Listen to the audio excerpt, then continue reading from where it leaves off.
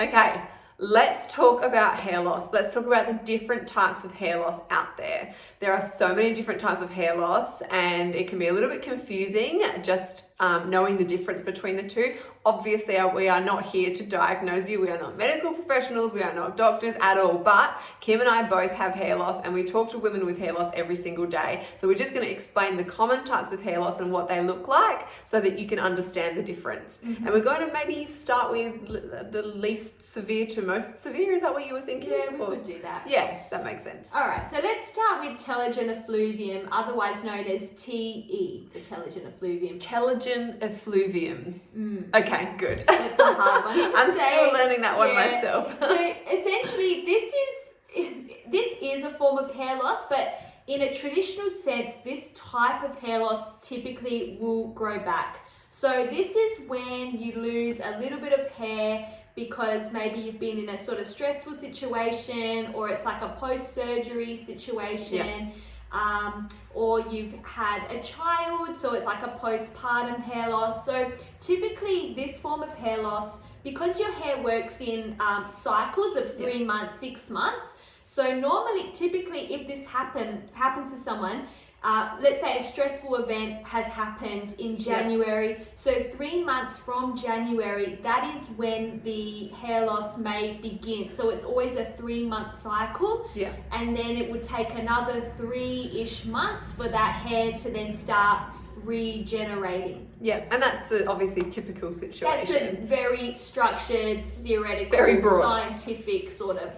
But just a basic understanding of that type of hair loss is generally not permanent. Yeah. And generally some sort of cause has triggered it and it will recover. Yeah. So we've spoken to women with TE, and sometimes what TE can trigger is androgenic alopecia, which is our next form of hair loss. So it's not always going to just go back to normal. It could progress into some other type. So which is actually my personal experience. Okay. So my hair loss started when I was 19. I went through a really stressful period when I was 19 years old, and that triggered, literally textbook, 3 months later, my hair started shedding.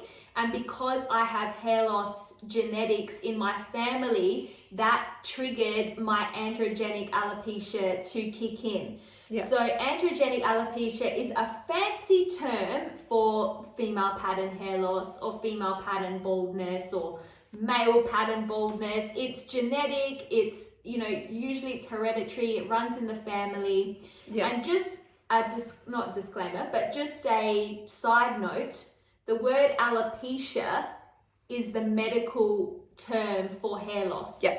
Alopecia applies to a lot of things, and we'll explain that a little bit more in a second. But so androgenic alopecia, what did that look like? What does it actually look like for you?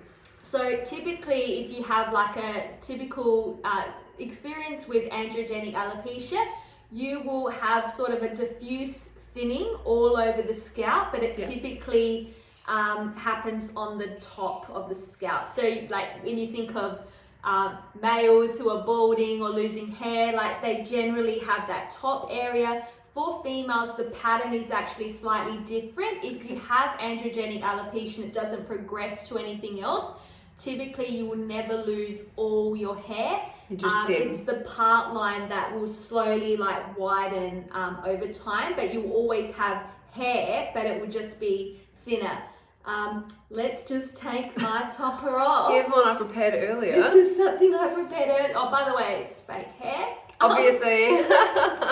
So now you can see here my part line.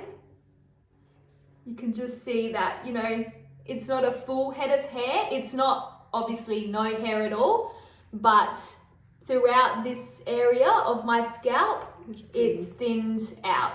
So it never used to be like this, but so that can now it is. Yeah, so that can look quite different for different people, because some people lose a lot of their hair due to androgenic alopecia. Yeah. And other people might actually not notice because they may have had super thick hair to begin with. Like Kim actually had really thick hair. Yeah. And you noticed that you'd lost a lot of hair, but others probably wouldn't have noticed. If you didn't know me and you were just meeting me for the first time, you might just not even notice that I Yeah. have like missing sort of gaps up here. Yeah. But I would say overall, like I have lost about more than 50% of my overall hair, and I am lucky that I've still, you know, got the hair that I've got, but at the end of the day, it's definitely a lot less than when I had like my full head of hair. Yeah.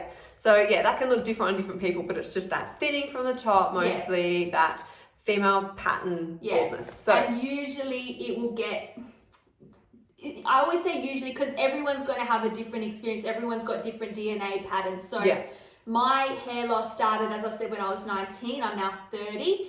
I've found that it's gradually over each year, it gets that little bit thinner and thinner, but it's not like one day it was like bang, 50%'s gone. It happened gradually over time. It's like a slow process. Yeah, it's a journey, which is, you know, good and bad in itself. So the other types of alopecia, because that's a word that you may hear a lot in the hair loss world because it's the medical term for hair loss.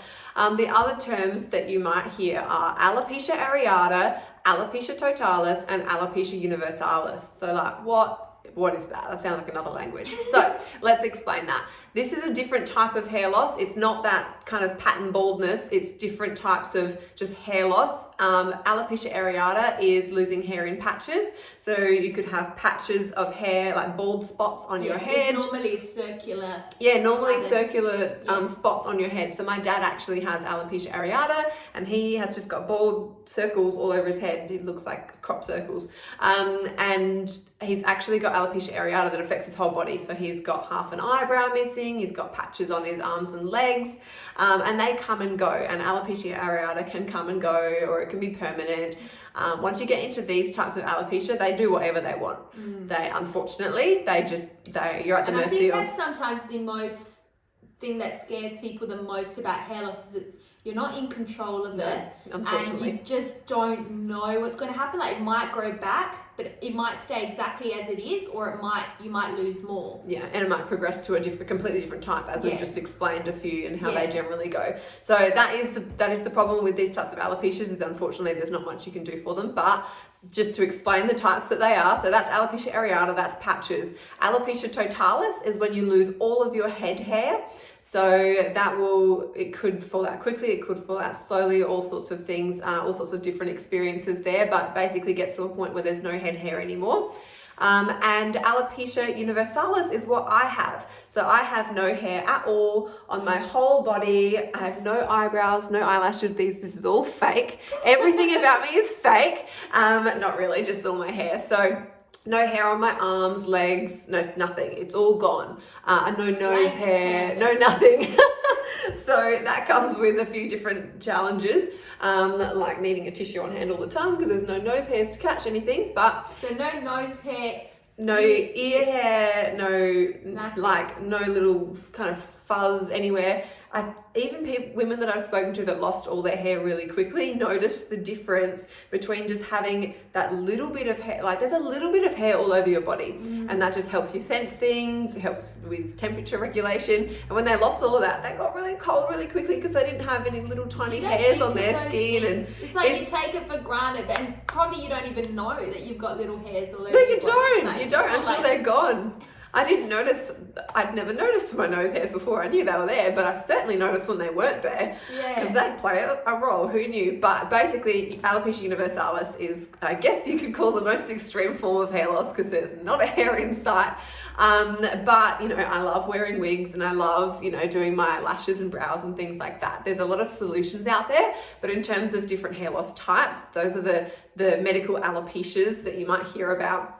And you know what? People can have alopecia areata and then have alopecia universalis, or they can actually have alopecia universalis, and you know it could start coming back in patches. So alopecia does tend to just live by its own. Yeah, it's a law unto itself, unfortunately, and it can do all sorts of things. It's a bit of a wild ride, but alopecia gals are the strongest girls out there, honestly, because if you can learn to deal with that, you can cope with anything. So that's my experience anyway. And everyone that I've met, everyone with alopecia that I know, they're so strong. Absolutely unstoppable and just rolling with the punches. I had eyebrows and eyelashes until after I was married. I thought, this is not so bad. I can wear wigs and look fab. I don't have to worry about eyelashes and eyelashes. I'm okay with this alopecia totalis that I have. And I've had that since I was a kid. And then at the age of 23, 24, my eyebrows and eyelashes decided to say goodbye.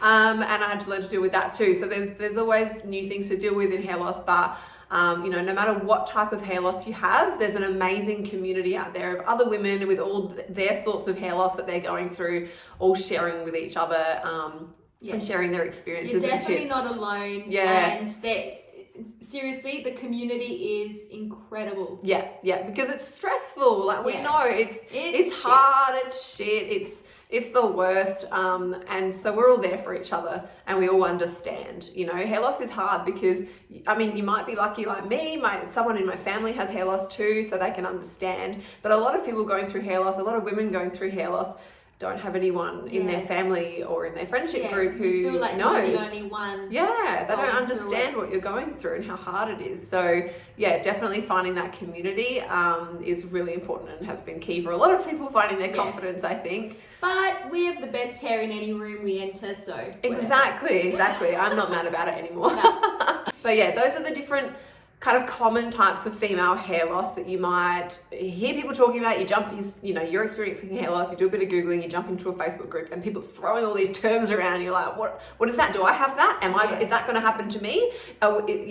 What's going on? But just knowing the different types so that I've posted a picture of myself without my hair in some of these groups and I think I freaked everyone out. They thought that was going to happen to them, but they've got, more like Kim's type of hair loss. So just knowing the different types and understanding what that means can be really helpful. So we hope that we've done that for you and helped you understand. We've covered it all. If you have any other questions or you want to share your experience, please leave us a comment or you can drop us an email anytime and we'll speak to you all soon. Bye. See ya.